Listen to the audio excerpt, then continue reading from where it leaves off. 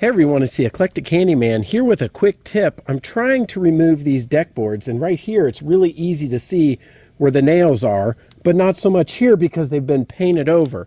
So we can use one of these magnetic stud finders or stud ball. I got this off of Amazon for less than $10, and it's going to tell us exactly where it is. So you just take it, run it along, and bingo, one's right there and one's right there. So it'll find it directly. Mark it. There's the other one.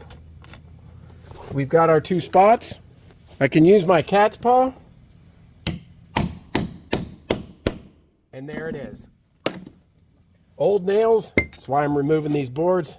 I can get after the other one here as well.